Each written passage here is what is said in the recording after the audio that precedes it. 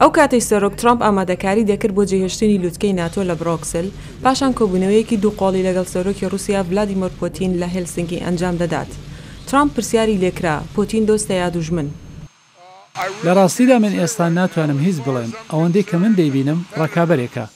ئەو گوتەی سەرۆک ترامپ هەمان ئەو تێڕوانی نەبوو کە هەفتەی ڕابردوو لە رووسیا لەلایەن سیناتۆری کۆماری ریچارد شێلبی ڕاگەیەندرا کە وتی شاندەکە هەموو بابەتە مشتومڕ لە سەرەکانی هێناوەتە بەرباز لەگەڵ رووسەکاندا.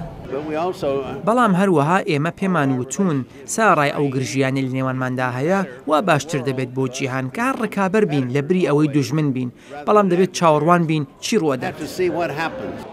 سیناتۆرێکی تری کۆماریەکان دەڵێت دەستێوەردانەکانی رووسیا لە هەڵبژاردنەکانی 2016 ئەمریکادا باس کراوە. پەیامی ئێمە بۆ ڕووسەکان ئەوە بوو ئێمە لەو بڕواایە داین کە دەستێوەردان لە هەڵبژاردنەکانی ئەمریکادا هەبووە کە لە هەڵبژاردنەکانی 2010 و 2020دا دووبارە نەکرێتەوە. ئەگەر دەتانەوێت پەیوەندیەکانمان پەرە پێ بدەین وە پێویستە بۆمان بسەلمێنن هەڵبژاردنەکانمان لە دەرەوەی دەستێوەردانی رووسیا دەبێت. بەڵام هەندێک لە شیکەرەوەکان دەڵێن هەندێک ئاماژە هەندێری دەخات کە کۆماریەکان پشتیوانی و لایەنگری زیاتری سەرۆک ترامپ دەکەن. ئەمەش گۆڕانکاریەکە لە هەڵوێستی کۆماریەکان لە دەیان ساڵی ڕابردوودا.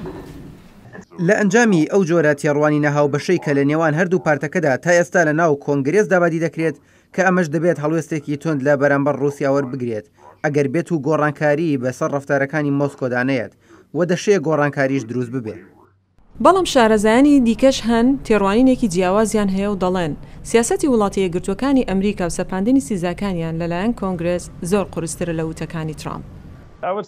من ئەمەوێت بە شێوەیەکی گشتی بڵێم کە مانەوەی کۆنگرێس بەو جۆرە هێشتا زۆر بەگومانە لە هەر جۆرە نێزیکبوونەوەیەک لەگەڵ رووسیا. سەرۆک ترامپ بە پەیامنێرانی ڕاگەیاند کۆبوونەوەکەی هێلسینکی لەگەڵ پۆتین لەوانەیە ئاسانتر بێ لە کۆبوونەوەکانی لەگەڵ هاوپەیمانەکانی لە بڕۆکسل و بەریتانیا.